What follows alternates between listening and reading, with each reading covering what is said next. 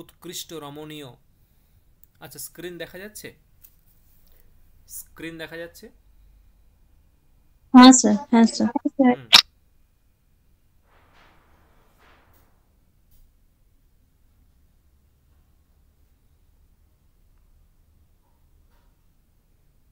হুম হুম দেখো, তাহলে কি বললাম, এইগুলো দেখেছিলাম যে যে সরস্বতী স্বাদু তদর্থ বস্তু। স্বাদু তদর্থ বস্তু, তদর্থ। তদর্থ মানে, তদর্থ মানে কি? সেই প্রতীয়মান অর্থ। সেই প্রতীয়মান অর্থ মহতাম কবীনাম নিঃসন্দমানা, মানে মহতাম কবীনাম বাণী, বাণীষু, মহাকবিদের যে বাণী, সেই বাণী থেকে নিঃসন্দমানা খরিত হয়। ঠিক আছে, এগুলো আমরা দেখলাম, পড়ছিলাম। তখন বলছে দেখো, মনে হয় এই কারিকাটা হয়নি না, এই যে এটা, এটা হয়নি তাই তো? সে সেটা বলছে। তাহলে এই যে ধ্বনিতত্ত্ব বা প্রতীয়মান অর্থ আমরা কিভাবে জানতে পারবো, মানে কোথায় প্রতীয়মান অর্থ আছে, কোথায় প্রতীয়মান অর্থ নেই, এটা আমি কিভাবে জানতে পারবো, কিভাবে বুঝতে পারবো, বোঝার উপায় কি, এটা বোঝার উপায় কি? তখন দেখো বলছে যে শব্দার্থ শাসন জ্ঞান মাত্রেন নবেদ্যতে। শব্দার্থ শাসন জ্ঞান মাত্রেনৈব নবেদ্যতে, বেদ্যতে সতু কাব্যার্থ তত্ত্বজ্ঞৈরেব কেবলম। অর্থাৎ শব্দার্থ শাসন জ্ঞান। শব্দার্থ শাসন বলতে কি? শব্দার্থ শাসন কোন শাস্ত্রের দ্বারা হয়? শব্দার্থ শাসন হচ্ছে তোমার ব্যাকরণ শাস্ত্র। ঠিক আছে, ব্যাকরণ শাস্ত্র। হুম তাহলে শব্দার্থ শাসন হচ্ছে ব্যাকরণ শাস্ত্র। বলছে ব্যাকরণ শাস্ত্রের জ্ঞান মাত্রে ন, মানে ব্যাকরণ শাস্ত্রের জ্ঞান থাকলেই ন বেদ্যাতে, সেই প্রতীয়মান অর্থের উপস্থিতি কোথায় আছে। প্রতীয়মান অর্থ মানে ব্যঙ্গার্থ, মানে ধ্বনি। ব্যঙ্গার্থ, প্রতীয়মান অর্থ, ধ্বনি কোথায় কোথায় উপস্থিত আছে, কুত্র কুত্র বর্তাতে ইতি। এটা কেবলমাত্র যে ব্যাকরণ শাস্ত্রের জ্ঞান থাকলেই আমি ব্যাকরণ শাস্ত্রে খুব ভালো পণ্ডিত, ব্যাকরণ শাস্ত্রে পণ্ডিত হলেই কোথায় কোথায় কোথায় কোথায় ধ্বনির সদ্ভাব আছে, প্রতীয়মান অর্থের উপস্থিতি আছে, তা আমি বুঝতে পেরে যাব না, এটা কখনো হয় না। যে তাহলে কিভাবে জানা যাবে? বেদ্যতে, জানা যায় কিভাবে? সতু কাব্যার্থ তত্ত্বজ্ঞৈরেব কেবলম। কাব্যার্থ তত্ত্বজ্ঞ মানে যারা কাব্যার্থ তত্ত্বজ্ঞ, যারা কাব্যের অর্থ, কাব্যতত্ত্ব ভালো করে বোঝেন, যারা সহৃদয়। অ্যাকচুয়ালি যারা সহৃদয়, সহৃদয় পদের অর্থ আগের দিন বলছিলাম। কাব্যার্থ তত্ত্বজ্ঞ কারা? যারা সহৃদয়। সহৃদয়রা হচ্ছে কাব্যার্থ তত্ত্বজ্ঞ। তাই বেদ্যতে সতু কাব্যার্থ তত্ত্বজ্ঞৈরেব কেবলম, অর্থাৎ কাব্যার্থ তত্ত্বজ্ঞের দ্বারাই জানা যায়, যারা সহৃদয় তারাই জানতে পারে। তুমি, হ্যাঁ, সে যদি বৈয়াকরণ হন, বৈয়াকরণ হয়েও যদি সহৃদয় হন তাতে কোনো আপত্তি নেই। কিন্তু কেবলমাত্র তোমার ব্যাকরণ জ্ঞান আছে আর কোনো জ্ঞান নেই, তুমি কাব্যজ্ঞান তেমন তেমন তোমার নেই, তুমি রসের উপস্থিতি বা প্রতীয়মান অর্থের অনুভূতি তোমার হবে না। ঠিক আছে, প্রতীয়মান অর্থের অনুভূতি অনুভব তোমার হবে না। এই হচ্ছে বক্তব্য। এই কারিকাগুলো দেখে রাখতে হবে, ড্যাশ পূরণ দিতে পারেন।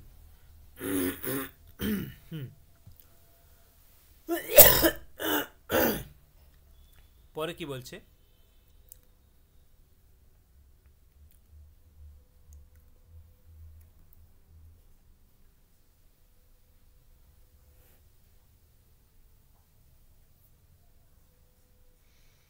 এইগুলো আর কিছু নেই। আচ্ছা, এটাও তো হয়েছিল। স্ব অর্থস্তদ্ব্যক্তি সামর্থ্যযোগী শব্দস্য কশ্চন যত্নতঃ প্রত্যভিজ্ঞেয় তো শব্দার্থ মহাকবেহ। যে স্ব অর্থ, সেই প্রতীয়মান অর্থ, স্ব অর্থ মানে সেই প্রতীয়মান অর্থ, এবং তদ্ব্যক্তি, ব্যক্তি মানে কি বলেছিলাম? ব্যক্তি মানে প্রকাশক। সেই অর্থকে প্রকাশ করতে সামর্থ্য বা সেই প্রকাশ করতে সমর্থ এমন শব্দ কশ্চন, সেই প্রতীয়মান অর্থ মানে ব্যঙ্গার্থ, সেই ব্যঙ্গার্থকে প্রকাশ করতে সমর্থ এমন শব্দ অল্পই আছে।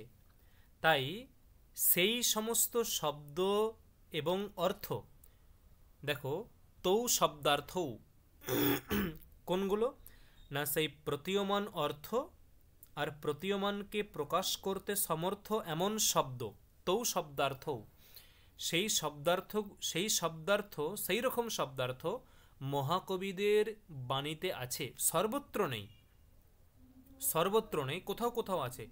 সেইগুলো যত্নতঃ প্রত্যভিজ্ঞেয়, প্রত্যভিজ্ঞেয় মানে খোঁজা, ঠিক আছে, সেইগুলো মানে যত্নতঃ অত্যন্ত যত্ন সহকারে খুঁজতে হবে, আমাদেরকে অনুসন্ধান করতে হবে, তবেই তুমি সেই বাণীতে সেই শব্দার্থের মধ্যে যে রস, যে চমৎকারিত্ব আছে তা তুমি অনুভব করতে পারবে।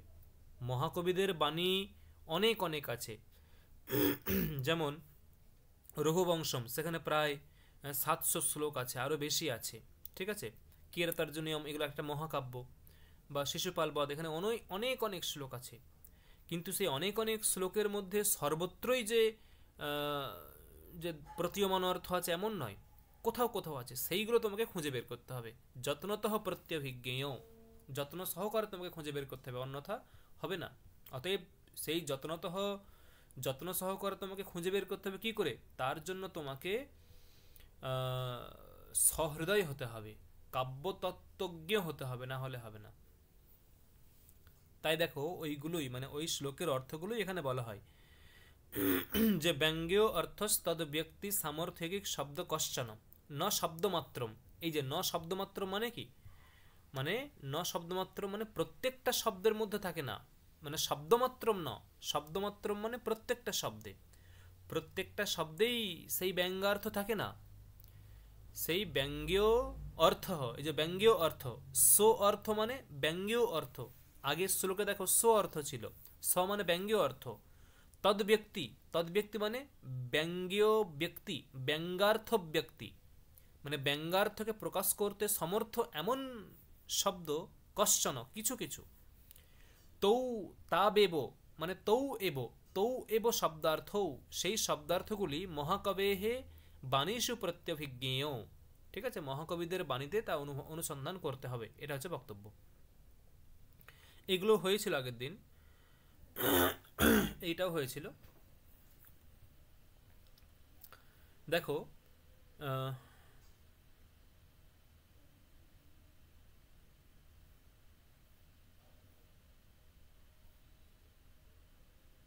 এই যে সমগ্র ধন্যালোকের সব থেকে মানে প্রসিদ্ধ বলবো না, মোস্ট ইম্পর্টেন্ট, সব থেকে গুরুত্বপূর্ণ কারিকা হচ্ছে এটা, সব থেকে গুরুত্বপূর্ণ কারিকা হচ্ছে এটা। যত্রার্থঃ শব্দো বা তমর্থম উপসর্জনীকৃত স্বার্থৌ ব্যঙ্গতঃ কাব্য বিশেষঃ সধ্বনিঃ ইতি সুরিভিঃ কথিতঃ।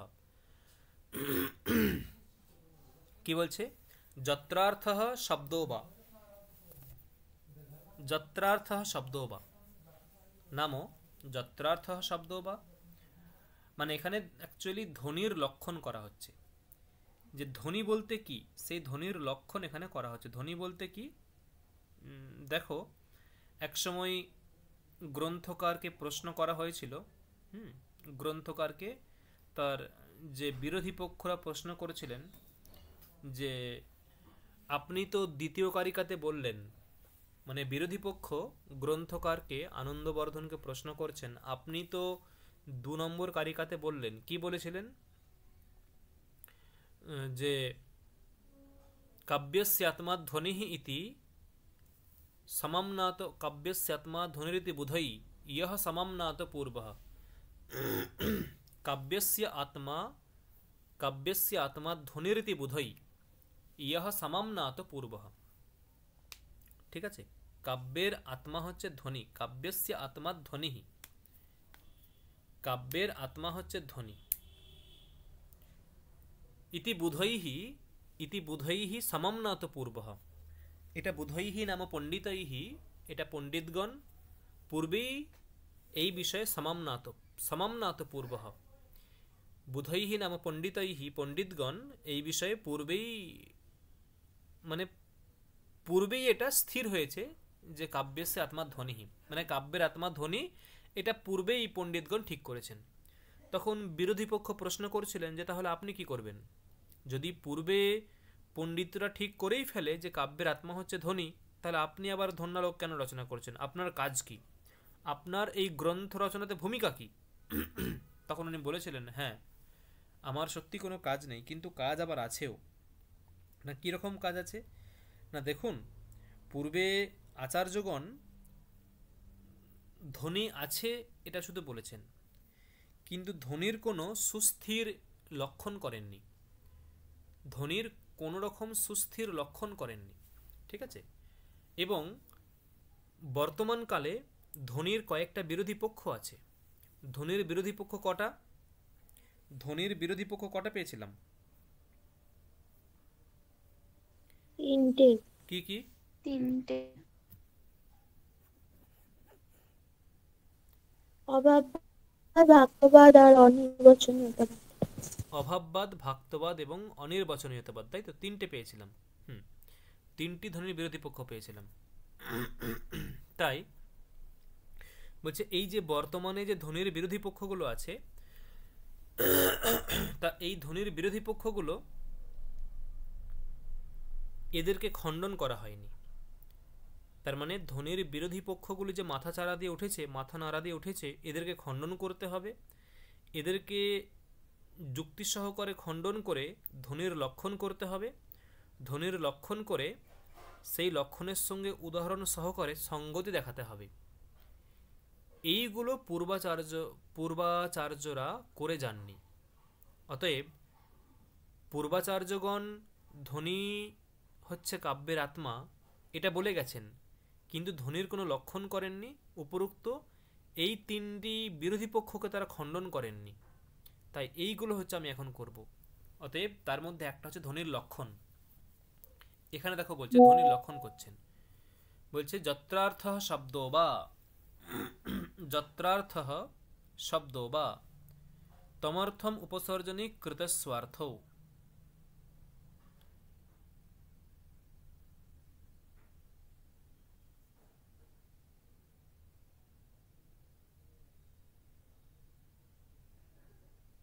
কি বলছে?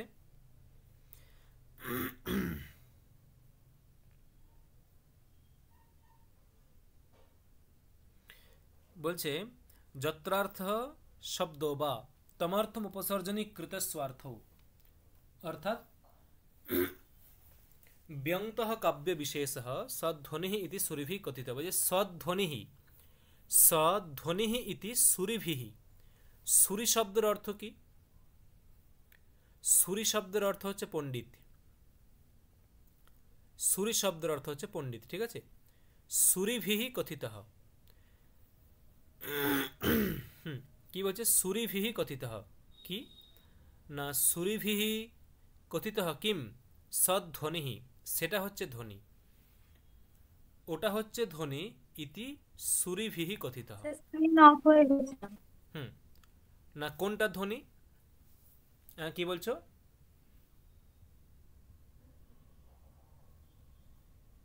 স্ক্রিন অফ হয়ে গেছে নাকি বললে? না, ঠিক আছে, চলে এসছে আবার। তাহলে কি বলছে যে সুরিভিঃ কথিতঃ, না সধ্বনিঃ, কোনটা ধ্বনি? বলছে কাব্য বিশেষঃ, মানে সেই রকম কাব্য বিশেষ হচ্ছে ধ্বনি, বা সেই রকম কাব্য বিশেষ হচ্ছে ধ্বনি কাব্য বা ব্যঙ্গার্থপূর্ণ কাব্য। না কীরকম? বলছে দেখো, যত্র অর্থঃ শব্দো বা, যত্র অর্থঃ, এখানে অর্থ বলতে কি? অর্থ কয় প্রকার মনে আছে? অর্থ কয় প্রকার? অর্থ কয় প্রকার? তিন প্রকার। জোরে বলো, শুনতে পাচ্ছি না। তিন প্রকারের। কি কি?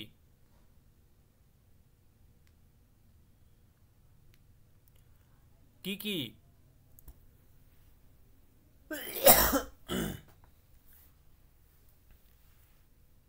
অর্থ কয় প্রকার, কি কি? তিন তিন প্রকার বললে, কি কি সেটা জিজ্ঞেস করছি। আর কারো জানা নেই? এগুলো লিখে লিখে বোঝানো হয়েছে তো কোন এক সময়। কি কি?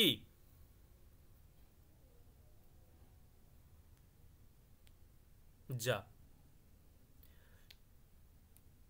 রিমা?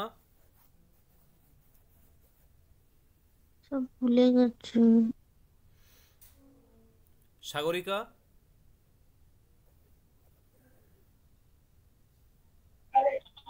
ভুলে গেছি তো, লক্ষ্য ব্যঙ্গ। হুম, কি? বাহ্য লক্ষ্য আর ব্যঙ্গ। হুম, বাচ্য, লক্ষ্য আর ব্যঙ্গ।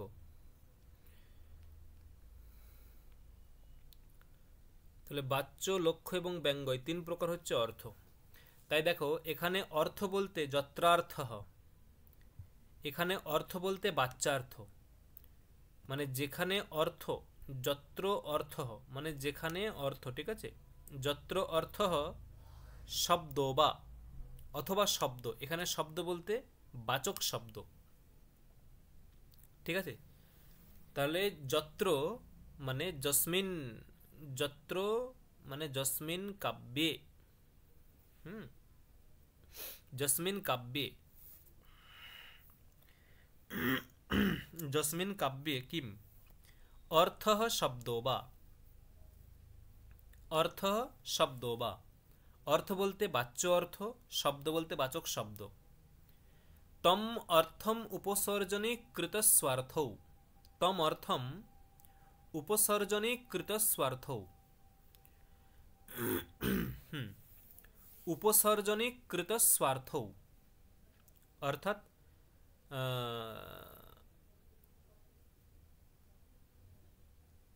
উপসর্জনীকৃত স্বার্থ মানে কি? উপসর্জনীকৃত মানে কি আগে জানতে হবে। উপসর্জনীকৃত মানে কি? উপসর্জনীকৃত মানে হচ্ছে যে, উপসর্জনীকৃত মানে হচ্ছে যে, মানে অপ্রধানী, অপ্রধানীভূত, অপ্রধানীভূত মানে কি? অর্থাৎ যেখানে, যেখানে বাচক শব্দ এবং বাচ্য অর্থ, বাচক শব্দ এবং বাচ্য অর্থ উপসর্জনীকৃত, এই আছে উপসর্জনীকৃত মানে নিজেদেরকে গৌণ করে দেয়। অপ্রধানীভূত মানে কি? গৌণ, নিজেদেরকে গৌণ করে দেয়। উপসর্জনীকৃত স্বার্থৌ, স্ব অর্থৌ, স্ব অর্থ মানে নিজের অর্থকে উপসর্জনীকৃত অর্থাৎ গৌণ করে দেয়, অর্থাৎ অপ্রধানীভূত করে দেয়। অপ্রধানীভূত করে তম অর্থম ব্যঙ্গতঃ, এই যে তম অর্থম এখানে আছে, এই যে তম অর্থম, তম অর্থম, তম বলতে ওই যে ব্যঙ্গার্থম, প্রতীয়মানার্থম, তম অর্থম ব্যঙ্গতঃ, ব্যঙ্গতঃ মানে কি? ব্যঞ্জনা শক্তির মাধ্যমে প্রকাশাতে, ব্যঞ্জনয়া প্রকাশাতে ইতি। ব্যঙ্গতঃ মানে কি? ব্যঙ্গতঃ মানে ব্যঞ্জনয়া প্রকাশাতে। ব্যঙ্গার্থ কোন শক্তির দ্বারা প্রকাশিত হয়? ব্যঙ্গার্থ কোন শক্তির দ্বারা প্রকাশিত হয়? ব্যঞ্জনা শক্তির দ্বারা। তাই ব্যঙ্গতঃ মানে কি? ব্যঞ্জনা শক্তির দ্বারা প্রকাশাতে। তাহলে কি হলো যে, তাহলে যেখানে, যেখানে অর্থ, অর্থ মানে বাচ্যার্থ এবং বাচক শব্দ নিজেদের অর্থকে বা নিজেদেরকে গৌণ করে, অপ্রধানীভূত করে, অপ্রধানীভূত করে, অপ্রধানীভূত করে তম অর্থম ব্যঙ্গতঃ, তম অর্থম মানে তম অর্থম অর্থাৎ সেই প্রতীয়মান অর্থকে, ব্যঙ্গার্থকে ব্যঙ্গতঃ ব্যঞ্জনয়া প্রকাশিত, প্রকাশিত ভবতি বা ব্যঞ্জনয়া প্রকাশ্যতে। সেই তম অর্থম ব্যঞ্জনয়া প্রকাশতে, সেই অর্থকে মানে ব্যঙ্গার্থকে, প্রতীয়মান অর্থকে ব্যঞ্জনয়া, ব্যঞ্জনা শক্তির দ্বারা প্রকাশতে সেই রকম কাব্য বিশেষ হচ্ছে ধ্বনি। এটা হচ্ছে ধ্বনির লক্ষণ। তার মানে কি ভেবে দেখো, আমরা যে উদাহরণগুলো দিয়েছিলাম, ওই যে শ্বশ্রুরত্র নিমজ্জতি অত্রাহম দিবসকম প্রলোকয়, এই যে উদাহরণগুলো দিয়েছিলাম, সেই উদাহরণগুলোই কি ছিল দেখো। আমরা তো যখন শ্লোকটা প্রথম পড়ছি যে অত্র শ্বশ্রুহ নিমজ্জতি অত্র অহম ইতি দিবসকম প্রলোকয়, দিন থাকতে থাকতে দেখে নাও, হে রাতকানা পথিক দিন থাকতে থাকতে দেখে নাও, আবয়োহ শয়্যায়াম মাংসিহি, আমাদের শয্যাতে যেন চলে এসো না, এরকম বলা হয়েছিল। ভেবে দেখো যে ওখানে প্রথম যখন বাচ্চার্থ তোমরা বুঝলে, বাচ্চার্থ যে অত্র শ্বশ্রুহ অত্র নিমজ্জতি অত্র অহম দিবসকম প্রলোকয়, দিন থাকতে থাকতে দেখে নাও, হে রাতকানা পথিক যেন আমাদের শয্যাতে চলে এসো না, এটা হচ্ছে বাচ্চার্থ। যখন এটা এটা তোমরা মনে মনে ভাবো। এরপর বাচ্চার্থ থেকে যখন তুমি একটু ব্যঙ্গার্থে তোমার উত্তোলন হচ্ছে, তুমি ব্যঙ্গার্থে তোমার কনভার্ট হচ্ছে, যে ও, যে গৃহবধূর কথার তাৎপর্য কিন্তু এটা নয়, গৃহবধূর কথার তাৎপর্য তুমি আমার কাছে আসবে, এটা ভেবে যখন তুমি আনন্দ লাভ করবে, মনে মনে একটু খুশি হবে, মনে মনে একটু তুমি মনে মনে হাসবে আর ভাববে, বাহ, গৃহবধূ তো খুব সুন্দর, চতুর, তার তো চতুর পরায়ণতা আছে। তুমি যখন এইরকম মনে মনে ভাববে আর একটু মনে মনে হাসবে, ওই যে তুমি যে হাসছো, মনে মনে একটু আনন্দ পেলে, এটা হচ্ছে ব্যঙ্গার্থ জনিত চমৎকার, ব্যঙ্গার্থ জনিত চমৎকার। আর তুমি যখন ব্যঙ্গার্থ জনিত চমৎকার অনুভব করছো, অলরেডি তখন তোমার কাছে বাচ্চার্থ গৌণ হয়ে গেছে, আর বাচক শব্দও গৌণ হয়ে গেছে। যদি বাচ্চার্থ প্রধান হতো, তুমি বাচ্চার্থকে নিয়ে তুমি আনন্দ পেতে। তোমার কাছে যখন বাচ্চার্থের জ্ঞান হলো, যত্র শ্বশ্রু নিমজ্জতি অত্র অহম দিবসকম প্রলোকয়, দিন থাকতে থাকতে দেখে নাও, হে রাতকানা পথিক যেন আমাদের বিছানায় চলে এসো না, যদি তুমি এই বাচ্চার্থ থেকে আনন্দ পেতে, তাহলে তৎক্ষণাৎ আনন্দ পেতে, বাচ্চার্থের জ্ঞান হওয়া মাত্রই আনন্দ পেতে। কিন্তু তোমার আনন্দ বাচ্চার্থ থেকে হয়নি।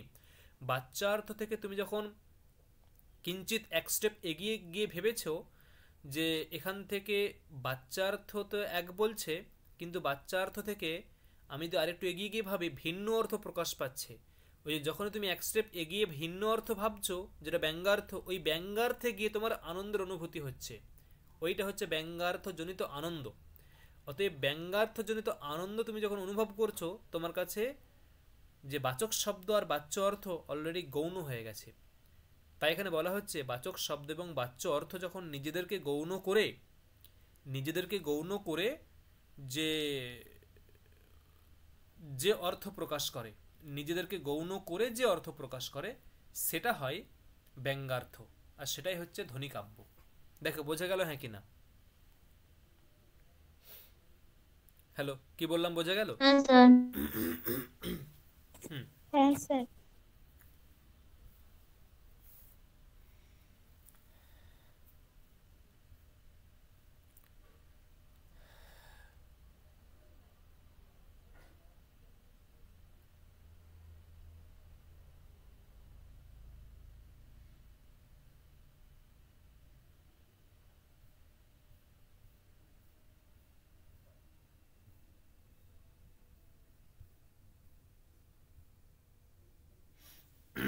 দেখো এরপর এখানে এখানে একটু বলতে হবে।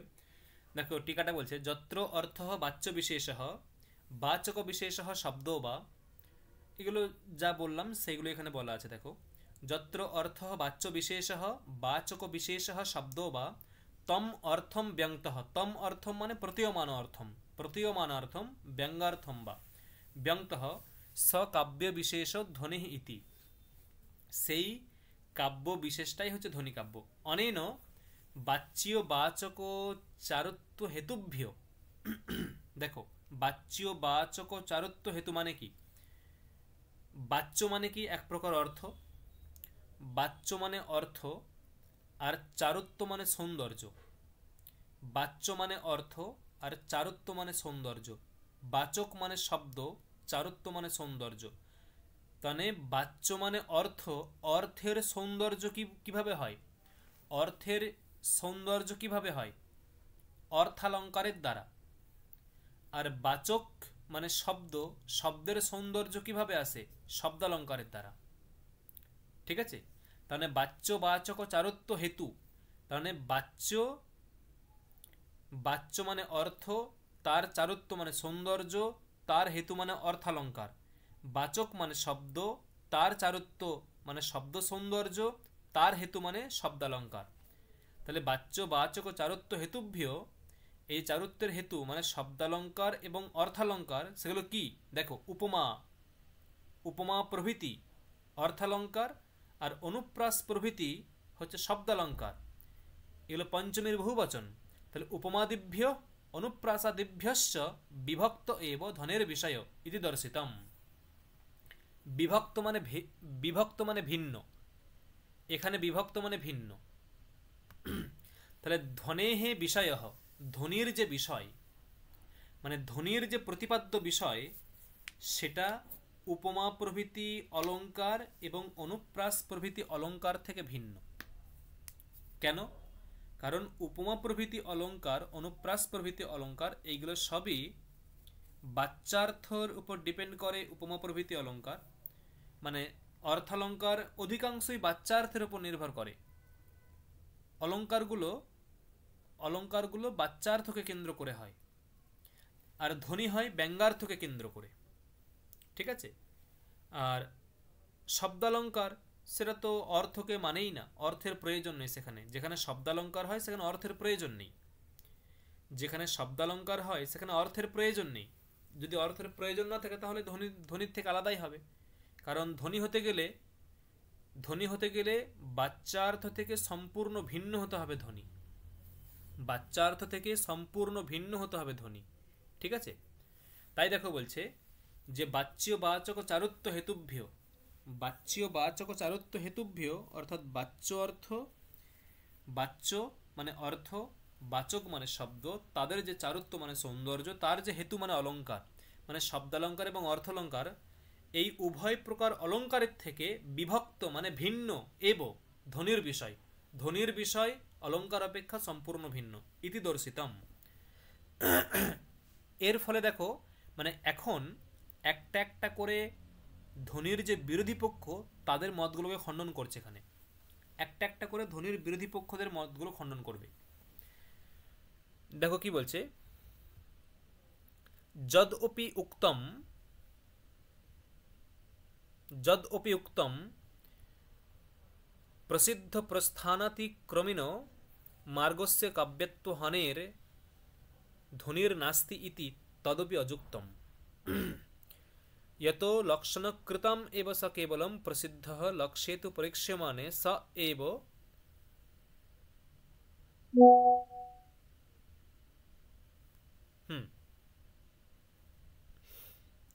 यतो लक्षणकृतम् एव स केवलं लक्षणकृतम् एव स केवलं न प्रसिद्धः लक्ष्येतु परीक्ष्यमाणे स एव सहृदय हृदयाह्लादकारी काव्यतत्त्वम्। কি বলছে দেখো, মানে মানে যারা অভাববাদী ছিল, অভাববাদীদের কটা ভেদ ছিল? অভাববাদীদের কটা ভেদ ছিল?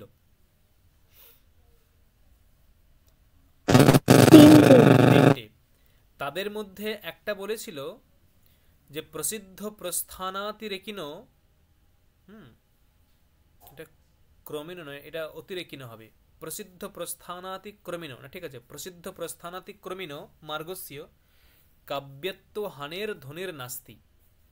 মানে একটা পক্ষ বলেছিল যে দেখো মানে এরকম বক্তব্য বলেছিল, তারা এরকম সিদ্ধান্ত বলেছিল যে কাব্যের কয়েকটা প্রসিদ্ধ প্রস্থান আছে, কাব্যের কয়েকটা প্রসিদ্ধ প্রস্থান আছে। কি কি প্রস্থান? রসপ্রস্থান, গুণপ্রস্থান, রীতিপ্রস্থান, রস রীতি গুণ, রস রীতি গুণ, অলঙ্কার ঔচিত্র আর ধ্বনি। রস রীতি গুণ অলঙ্কার ঔচিত্য, এইগুলো হচ্ছে প্রসিদ্ধ প্রস্থান। মানে অভাববাদীদের মধ্যে এক প্রকার যে বিরোধী ছিল, তারা বলছে অভাববাদীরা তো 3 প্রকার ছিল। অভাববাদীরা 3 প্রকার ছিল। তাদের মধ্যে একটা পক্ষ বলেছিল, দেখো কাব্যের যে কয়টা প্রসিদ্ধ প্রস্থান আছে, মানে এখন ধ্বনিও একটা প্রসিদ্ধ প্রস্থান, কিন্তু ধ্বনিকে যেহেতু ওরা স্বীকার করছে না, সেই অবস্থায় বলছে এখন বর্তমানে ধ্বনিও একটা প্রসিদ্ধ প্রস্থান কাব্যের, ঠিক আছে, কিন্তু ধ্বনিকে তখন স্বীকার করেনি।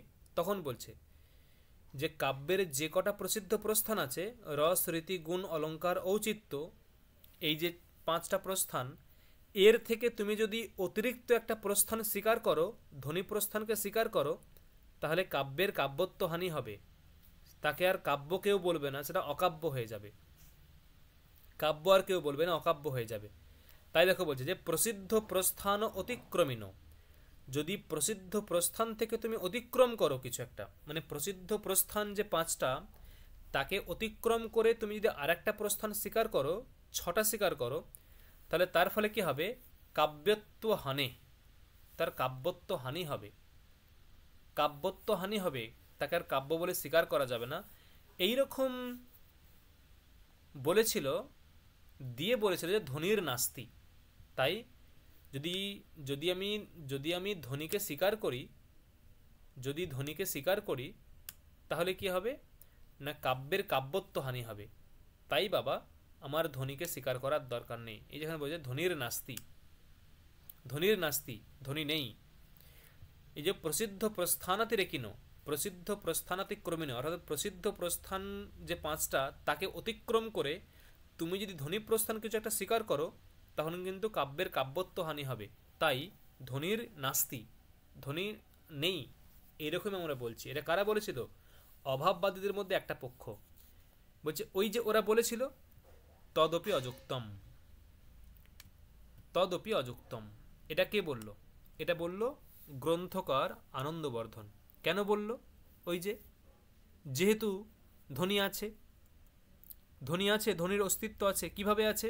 সেই ধ্বনি বাচ্যার্থ থেকে ভিন্ন, বাচ্যার্থ অপেক্ষা ভিন্ন, বাচ্যার্থ অপেক্ষা ভিন্ন, অতএব ধ্বনি আছে। তাই তোমরা যে অভাব স্বীকার করেছিলে, এটার কোনো ভ্যালু নেই। তোমরা যে অভাব স্বীকার করেছিলে তা এখন আর বলতে পারবে না, ঠিক আছে? তোমরা যে অভাব স্বীকার করছিলে, ধ্বনি বলে কিছু নেই, তা এখন আর তুমি বলতে পারবে না, ধ্বনি বলে আছে। অতএব তোমাদের মতটা অযুক্ত, তোমাদের মতটা এখন নিরাকৃত হলো, খণ্ডিত হলো, ঠিক আছে? এই হচ্ছে এখানে বলা হলো।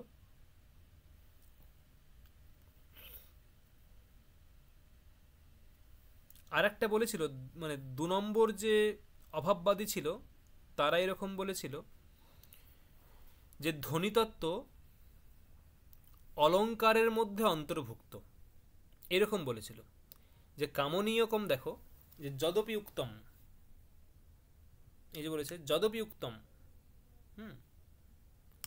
যদপি উক্তম কামনীয়কম অনতিবর্তমানস্য তস্য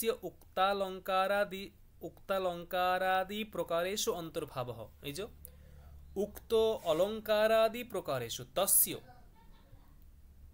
তস্য মানে ধ্বনেহে, তস্য বলতে ধ্বনেহে, মানে ধ্বনেহে ধ্বনির অন্তর্ভাব, তস্য মানে ধ্বনেহে অন্তর্ভাবঃ, অন্তর্ভাব কোথায়?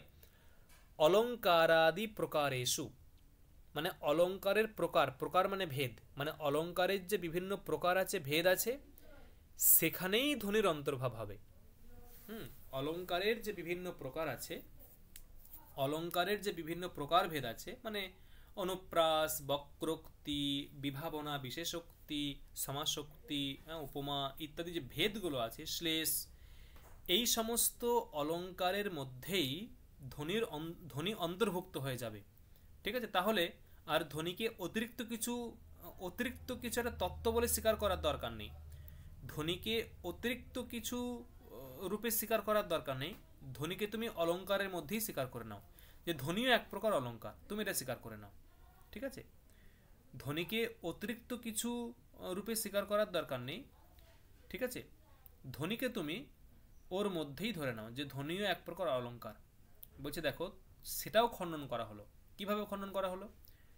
অলঙ্কার কোন অর্থকে ডিপেন্ড করে? অলংকার কোন অর্থের উপর দাঁড়িয়ে?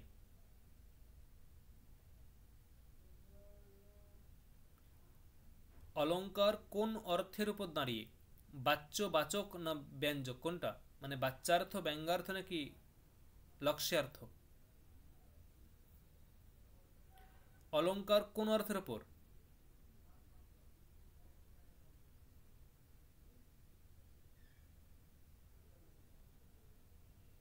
হ্যালো, আমার কথা শোনা যাচ্ছে?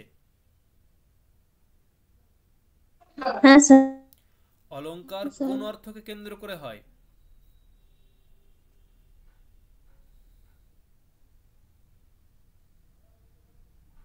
বাচ্চার্থ। হুম, এইমাত্র যে বললাম।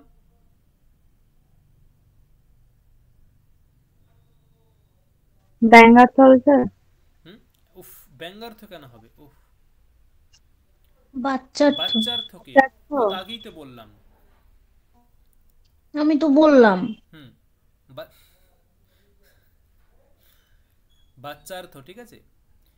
অলংকার সবসময় বাচ্যার্থকে কেন্দ্র করে হয়। অলংকার সর্বদাই বাচ্যার্থকে কেন্দ্র করে হয়, ঠিক আছে।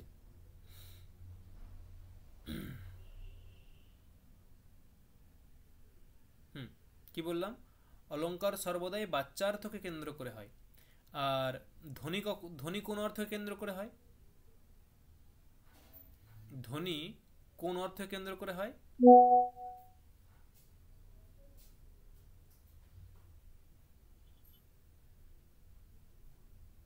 ব্যঙ্গার্থ।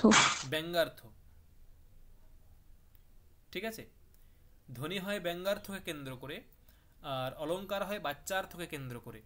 তাহলে ওই যে ওহে মশাই, মানে এখন ইয়ে বলছে, যে আনন্দবর্ধন বলছেন যে ওহে মশাই, আহ, আপনি যে বললেন যে ধ্বনির ধ্বনি অলংকারের মধ্যে অন্তর্ভুক্ত হবে, কিন্তু অলংকারের মধ্যে অন্তর্ভুক্ত কিভাবে হবে?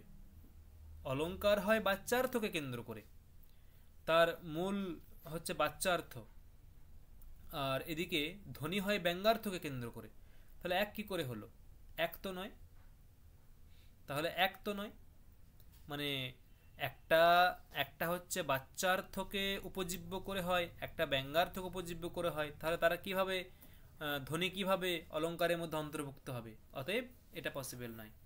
অতএব আপনারা যে সিদ্ধান্ত বললেন যে ধ্বনি অন্য কিছু নয়, ধ্বনি অলংকারের মধ্যেই অন্তর্ভুক্ত, এটা কিন্তু স্বীকার করা যায় না।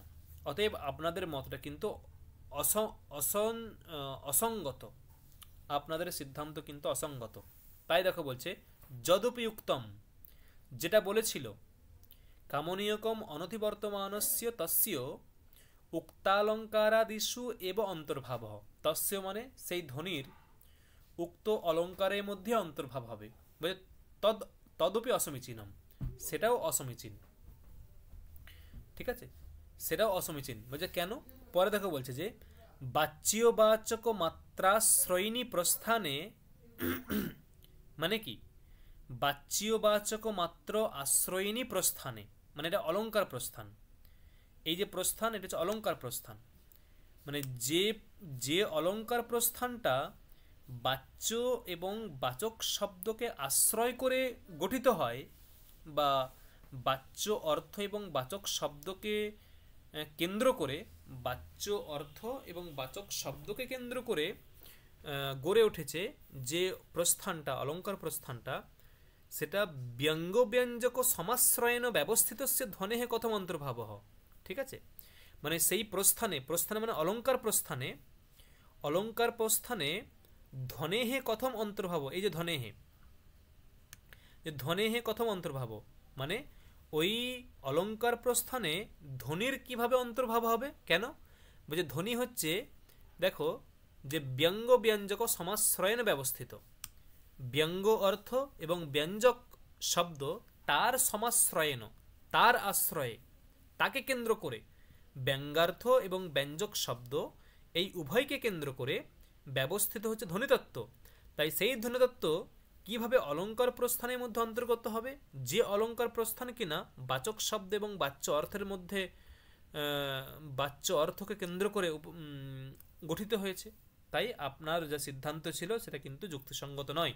অতএব আপনাদের সিদ্ধান্ত এখানে প্রতিষ্ঠিত হলো না, বরঞ্চ মর্দিত হলো, বিমর্দিত হলো, খণ্ডন করা হলো। ঠিক আছে, জিভ বার করছি। তাহলে কি হলো দেখো, বাচ্য বাচক চারত্ব হেতবহি তস্য অঙ্গভূতাহা। কি বলছে? বাচ্য সতু অঙ্গীরূপ এবেতি প্রতিপাদয়স্য মানত্বাৎ। দেখো কি বলছে, যে বাচ্য বাচক চারত্ব হেতবহ। তাহলে এই পদটার অর্থ কি হলো বলো তো, তোমরা বলো আমাকে।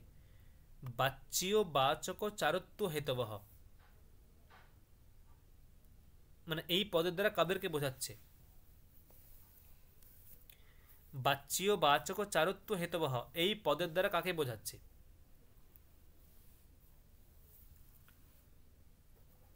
বাচ্য বাচক চারত্ব হেতব এই পদের দ্বারা কাকে বোঝাচ্ছে? শব্দ অর্থ আর তারপরে অলংকার। অলংকার, হেতু একদম ঠিক, বাচ্য। অলংকার। হ্যাঁ। বাচ্য মানে হচ্ছে অর্থ, বাচক মানে শব্দ, তার চারুত্ব মানে সৌন্দর্য, তার হেতু মানে অলংকার। বাচ্য বাচক চারুত্ব হেতব মানে অলংকার। সেই অলংকার হেতব যেহেতু বহুবচন আছে, তাহলে হেতবহ মানে অলংকারাহা। অলংকারাহি তস্য অঙ্গভূতাহা। তস্য মানে ধ্বনেহি, বাচ্য বাচক তার চারুত্ব হেতব মানে অলংকারগুলো হচ্ছে ধ্বনির অঙ্গভূত। আর সতু অঙ্গীরূপ, স মানে সেই ধ্বনি, ধ্বনি হচ্ছে অঙ্গীরূপ। অঙ্গীরূপ এব, তার মানে বাচ্য এবং বাচক শব্দ হচ্ছে অঙ্গ, আর ব্যঙ্গ এবং ব্যঞ্জক হচ্ছে অঙ্গী। এবেতি প্রতিপাদয়স্য মানত্বাৎ। ব্যঙ্গ ব্যঞ্জক সম্বন্ধ নিবন্ধনতয়া ধ্বনেঃ বাচ্যবাচক চারত্ব হেত্বন্তপাদিতা কুতঃ। ওইটাই এখানে বলল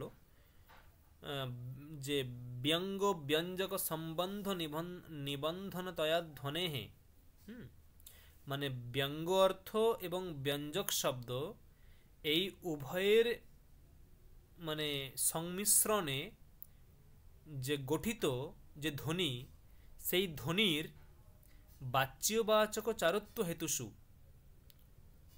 বাচ্যবাচক চারত্ব হেতু মানে কোনটা? তাহলে অলংকার। সেই অলংকারের মধ্যে অন্তঃপাতিতা মানে অন্তর্ভাব, অন্তঃপাতিতা মানে অন্তর্ভাব, কুতঃ মানে কিভাবে, ওটাকে এখানে প্রতিপাদন করলো। ঠিক আছে,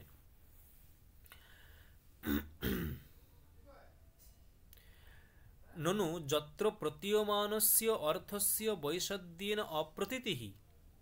যেখানে প্রতীয়মান অর্থের বিশদভাবে প্রতীতি হয় না, অপ্রতীতিঃ, সনাম মাভূত ধনের বিষয়, সেটা ধ্বনির বিষয় মাভূত, সেটা ধ্বনির বিষয় হয় না, মা অভূত। তাহলে ননু যত্র প্রতীয়মানস্য অর্থস্য বৈশদ্যেন অপ্রতীতিঃ, যেখানে প্রতীয়মান অর্থের বিশদভাবে প্রতীতি হয় না, জ্ঞান হয় না, সেখানে ধ্বনির বিষয়ও হয় না। তত্র ধ্বনেহ বিষয়ও মাভূত, ধ্বনির বিষয়ও হয় না। ঠিক আছে, পরে কি বলছে দেখো, যত্র তু প্রতীতিঃ अस्ति। যত্র তু প্রতীতিঃ अस्ति মানে যেখানে প্রতীতি আছে, যেখানে প্রতীতি আছে। যত্র তু প্রতীতিঃ अस्ति যথা সমাসক্ত্যাক্ষেপ অনুক্ত নিমিত্ত বিশেষোক্তি পর্যায়োক্তি অপহন্নতি দীপক শঙ্করালঙ্কারাদৌ তত্র ধ্বনেঃ অন্তর্ভাব ভবিষ্যতি ইত্যাদি নিরাকর্তুম অভিহতম উপসর্জনীকৃত স্বার্থৌ ইতি। যথা সমাসোক্তি আক্ষেপ অনুক্ত নিমিত্ত বিশেষোক্তি পর্যায়োক্তি অপহন্নতি দীপক শঙ্কর অলঙ্কারাদৌ তত্র ধ্বনেঃ অন্তর্ভাব ভবিষ্যতি ইত্যাদি নিরাকর্তুম অভিহিতম উপসর্জনীকৃত স্বার্থ ইতি।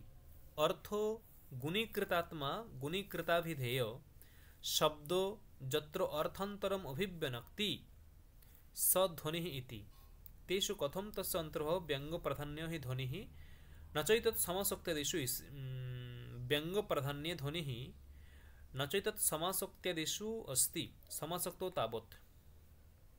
বুঝলাম কি বলছে দেখো, তাহলে ওখানে কি বললো যে আগের লাইনটা কি বললো, ননু যত্র প্রতীয়মানস্য অর্থস্য বৈশদ্যেন অপ্রতীতিঃ, যেখানে প্রতীয়মান অর্থের প্রতীতি বিশদভাবে হয় না, যেখানে প্রতীয়মান অর্থের প্রতীতি বিশদভাবে হয় না সেখানেই হয়, সেটা ধ্বনির বিষয়ও হয় না। যেখানে প্রতীয়মান অর্থের প্রতীতি বিশদভাবে হয় না সেখানে ধ্বনির বিষয়ও হয় না। আর যত্র তু প্রতীতিঃ অস্তি, যত্র তু প্রতীতিঃ অস্তি মানে যেখানে প্রতীয়মান অর্থের প্রতীতি হয়, যত্র তু প্রতীতিঃ অস্তি যেখানে প্রতীয়মান অর্থের প্রতীতি হয়, যথা সমাসক্তি আক্ষেপ অনুক্ত নিমিত্ত বিশেষোক্তি পর্যায়োক্তি অপহন্নতি দীপঙ্কর শঙ্কর অলঙ্কারাদ, মানে এই যে সমাসক্তি আক্ষেপ অনুক্ত নিমিত্ত বিশেষোক্তি পর্যায়োক্তি অপহন্নতি দীপক শঙ্কর ইত্যাদি যে অলঙ্কারগুলো আছে না, এই অলঙ্কারগুলিতে হালকা ধ্বনি দেখা যায়, ঠিক আছে, ইত্যাদি অলঙ্কারে ধ্বনির উপস্থিতি হয়। তাই দেখো বলছে যে তত্র ধ্বনেহে অন্তর্ভাব ভবিষ্যতি, ঠিক আছে, তত্র ধ্বনেহে অন্তর্ভাব ভবিষ্যতি ইতি ভবিষ্যতি ইত্যাদি নিরাকর্তুম অভিহিতম উপসর্জনী কৃতস্বার্থ। কিন্তু দেখো ধ্বনি কোথায় হয়, ধ্বনির লক্ষণটা কি বললাম মনে আছে, একবার বলতে পারবে ধ্বনির লক্ষণটা কি বললাম? ধ্বনির লক্ষণটা কি বললাম মনে আছে?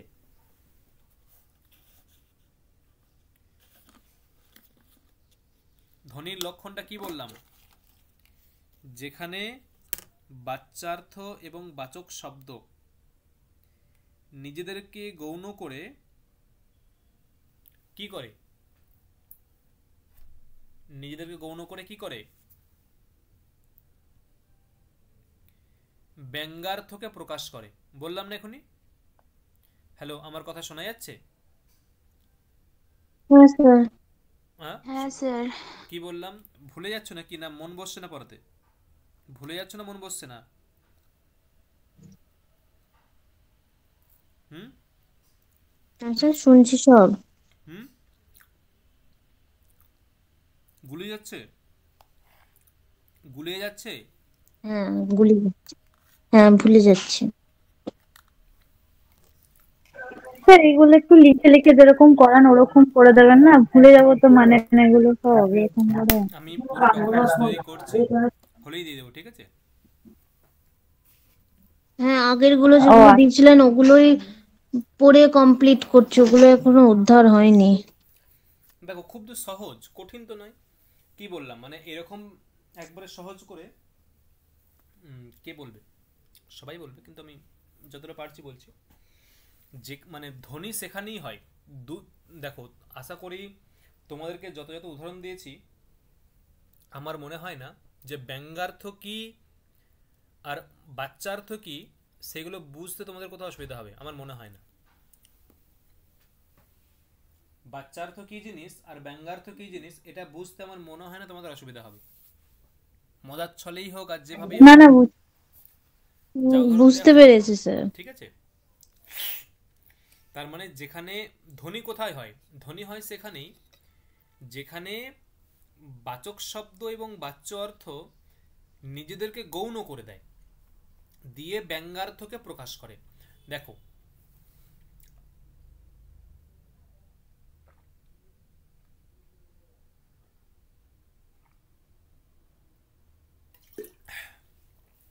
এখন তুমি এখন বলবে স্যার যে কি করে প্রধান হচ্ছে আমি কি করে বুঝবো? এইটা একটা প্রশ্ন মাথায় আসছে না, যে এটা যে প্রধান হচ্ছে আমি কি করে বুঝবো, আর এটা যে অপ্রধান হচ্ছে আমি কি করে বুঝবো? কি মাথায় প্রশ্নটা আসছে এটা? কি বললাম বোঝা গেল? আমি কি বললাম, আমি কি বললাম বুঝলে? যে এটা ব্যঙ্গার্থটা কি করে প্রধান হয়ে গেল আর বাচ্চার্থ কিভাবে অপ্রধান হচ্ছে আমি কি করে বুঝবো? এই এটা কি প্রশ্নটা মাথায় এলো না? এলো না? কি বললাম বোঝা গেল? হ্যালো? হ্যাঁ স্যার। দেখো এইগুলো কি করে হয়, এগুলো অন্য কিচ্ছু না,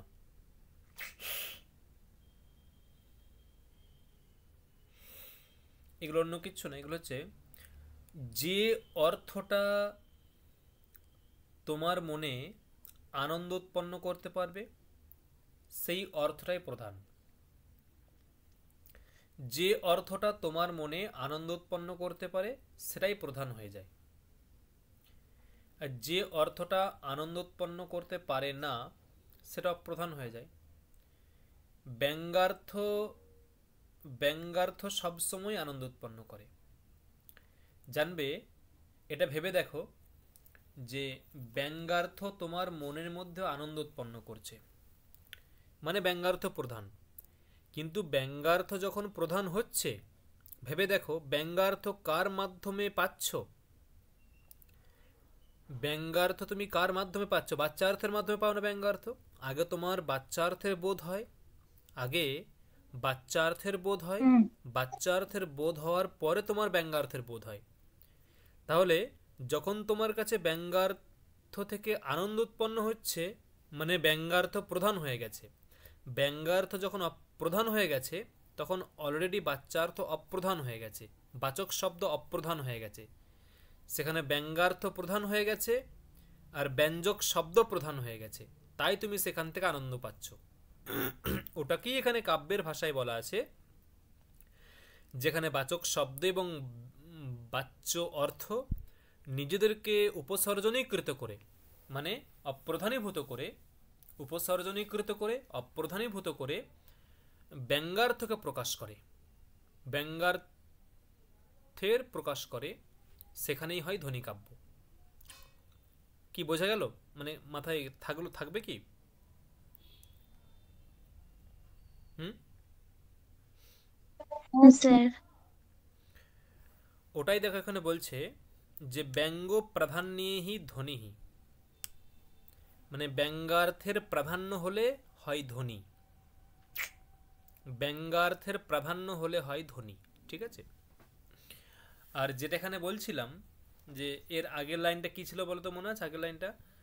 যে প্রতীয়মানার্থস্য যত্র বৈষদ্যেন অপ্রতীতিঃ, এই যে ননু যত্র প্রতীয়মানার্থস্য বৈষদ্যেন অপ্রতীতিঃ, অর্থাৎ প্রতীয়মান অর্থের যেখানে বিশেষভাবে অপ্রতীতি হয়, মানে তেমনভাবে প্রকাশিত হয় না, প্রতীয়মান অর্থটা যেখানে সেভাবে প্রকাশিত হয় না, প্রতীয়মান অর্থটা যেখানে সেভাবে প্রকাশিত হয় না, ঠিক আছে, প্রতীয়মান অর্থটা যেখানে তেমনভাবে প্রকাশিত হয় না, সেটা ধ্বনির বিষয়ও হয় না।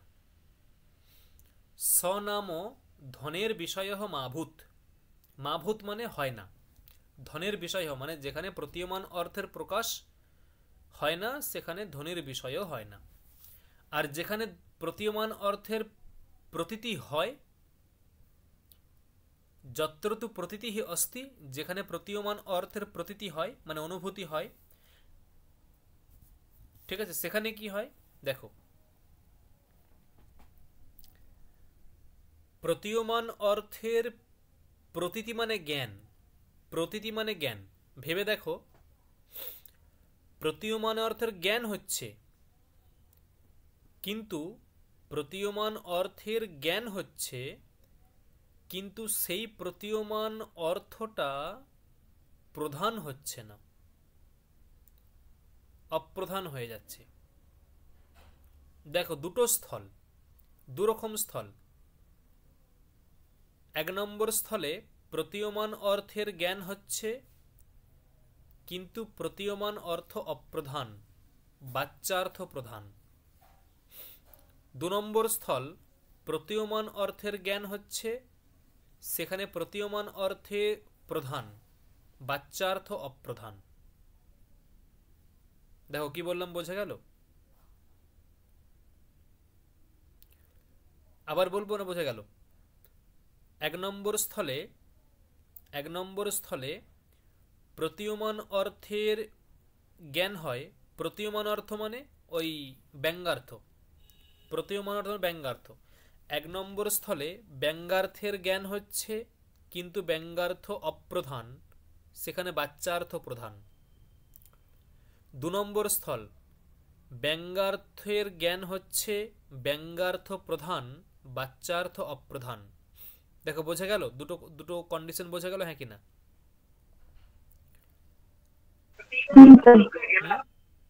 বোঝা গেল, হ্যাঁ কি না? স্যার। দেখো এই যে বলা হলো না, এখানে কয়েকটা অলঙ্কারের নাম দিয়েছে। দেখো সমাসোক্তি, আক্ষেপ, অনুক্ত নিমিত্ত বিশেষোক্তি, পর্যায়োক্তি, অপহন্নতি, দীপক, শঙ্কর, এই যে অলঙ্কার, এই অলঙ্কারগুলিতে কিঞ্চিত প্রতীয়মান অর্থের জ্ঞান হয়, কিঞ্চিত প্রতীয়মান অর্থের জ্ঞান হয়, কিন্তু সেখানে প্রতীয়মান অর্থটা প্রধান হয় না, মানে ব্যঙ্গার্থটা প্রধান হয় না। সমাসোক্তি, আক্ষেপ, অনুক্ত নিমিত্ত বিশেষোক্তি ইত্যাদি অলঙ্কারে ব্যঙ্গার্থের কিঞ্চিত অনুভব হয়, ব্যঙ্গার্থের উপস্থিতি কিঞ্চিত হয়, কিন্তু সেখানে ব্যঙ্গার্থটা প্রধান হয় না, অপ্রধানই থেকে যায়, বাচ্যার্থ প্রধান হয়। তাহলে সেখানে কি ধ্বনি হবে? তোমরা বলো, ধ্বনি হবে হ্যাঁ কি না?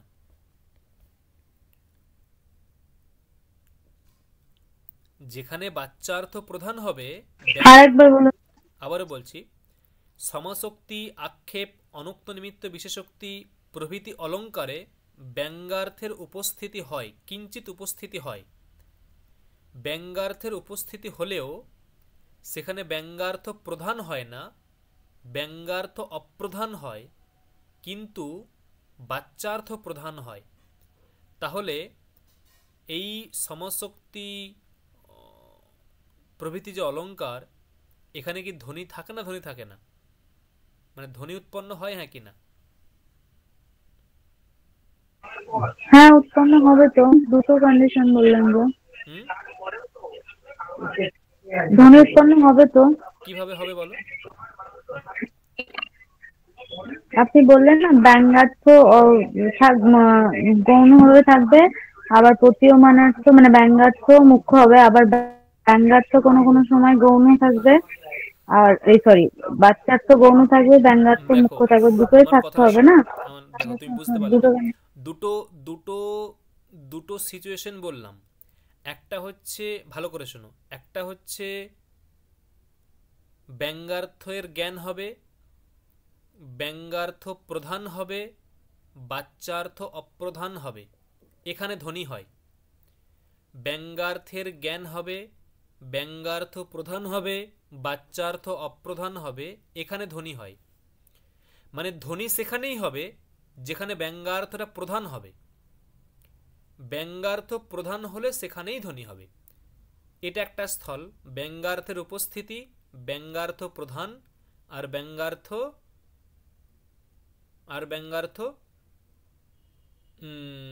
কি বললাম, ব্যঙ্গার্থের উপস্থিতি, ব্যঙ্গার্থ প্রধান, আর সেখানে বাচ্যার্থের অপ্রধান।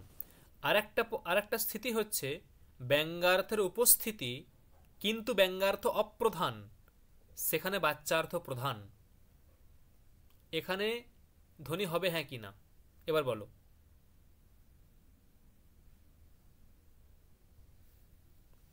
হবে না তো তাহলে? স্মৃতি বোঝা গেল কি বললাম না গেল না? স্মৃতি? হ্যাঁ হ্যাঁ হ্যাঁ বুঝতে পারলাম। এখানে বক্তব্য হচ্ছে সমাসোক্তি প্রভৃতি অলঙ্কারে ব্যঙ্গার্থের উপস্থিতি হয়, কিন্তু সেখানে ব্যঙ্গার্থটা গৌণ হয় না, সেখানে বাচ্যার্থটাই প্রধান হয়। কি বললাম? সরি, সমাসোক্তি প্রভৃতি অলঙ্কারে ব্যঙ্গার্থের উপস্থিতি হয়, কিন্তু সেই ব্যঙ্গার্থ গৌণ হয়, অন্যদিকে বাচ্যার্থ প্রধান হয়। তাহলে কি এখানে ধ্বনি হবে? হবে না ধ্বনি। হবে না। হবে না, ওটাই এখানে বলছে। সেই জন্য দেখো ওই যে ধ্বনির যে লক্ষণে যেখানে বললো না যে যে যত্রার্থ শব্দ বা তমর্থম উপসর্জনীকৃত স্বার্থ, ওখানে লাইন বলেছে উপসর্জনীকৃত স্বার্থ।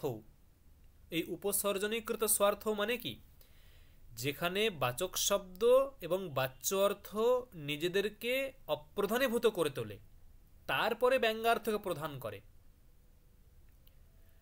বাচক শব্দ এবং বাচ্য অর্থ নিজেরা অপ্রধানীভূত হয় তারপরে ব্যঙ্গার্থ প্রধান হয়।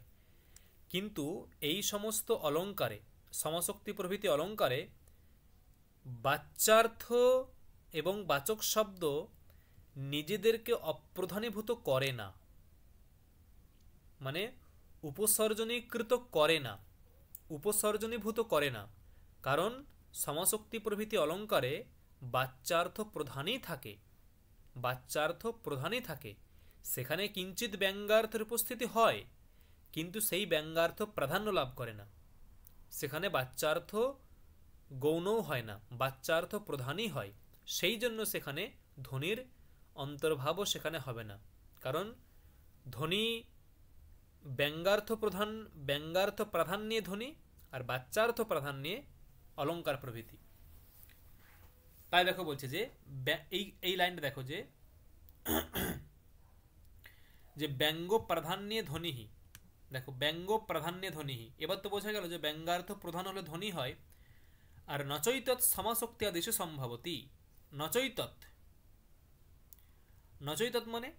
মানে সমাসক্ত্যাদিষু অলঙ্কারেষু, সমাসক্তি, আক্ষেপ, অনুক্ত নিমিত্ত বিশেষোক্তি, পর্যায়োক্তি প্রভৃতি অলঙ্কারেষু, সমাসক্ত্যাদিষু অলঙ্কারেষু, এই সমস্ত অলঙ্কারগুলিতে নচৈতৎ সম্ভবতি বা নচৈতৎ অস্তি। নচৈতৎ অস্তি মানে ব্যঙ্গার্থস্য প্রাধান্যম ন অস্তি, ব্যঙ্গার্থের প্রাধান্য নেই। ব্যঙ্গার্থস্য প্রাধান্যম ন অস্তি, ব্যঙ্গার্থের প্রাধান্য নেই, ঠিক আছে। তাই বলছে নচৈতৎ অস্তি, মানে সমাসক্ত্যাদিষু অলঙ্কারেষু নচৈতৎ অস্তি ব্যঙ্গার্থস্য প্রাধান্যম ন স্যাৎ নাস্তি, অতঃ ধ্বনি অপি তত্র অন্তর্ভাব, তত্র ধ্বনেঃ অন্তর্ভাবপি ন ভবতি। দেখো বোঝা গেল হ্যাঁ কিনা? স্যার, হ্যাঁ বলো। ওই যে উপসর্জনীকৃত স্বার্থ, ওই ওয়ার্ডটার মানেটা কি বললেন? উপসর্জন মানে হচ্ছে যে গৌণ, উপসর্জন মানে গৌণ। আর উপসর্জনীকৃত মানে হচ্ছে যে মানে গৌণীকৃত। গৌণ মানে হচ্ছে অপ্রধান, গৌণ মানে অপ্রধান, তার মানে উপসর্জন মানে হচ্ছে অপ্রধান, উপসর্জন মানে অপ্রধান, ঠিক আছে। উপসর্জন মানে গৌণ বা অপ্রধান। আর উপসর্জনীকৃত স্বার্থ মানে গৌণীকৃত স্বার্থ, মানে যেখানে অর্থগুলো, যেখানে বাচ্য অর্থ এবং বাচক শব্দ নিজেদেরকে গৌণ করে তোলে, অপ্রধানীভূত করে তোলে। বোঝা গেল অয়ন্তিকা? হ্যাঁ স্যার। আচ্ছা, এরপরে স্যার মানেগুলো একটু লিখে দেবেন। চেষ্টা করবো যতটা ক্লিয়ার করার।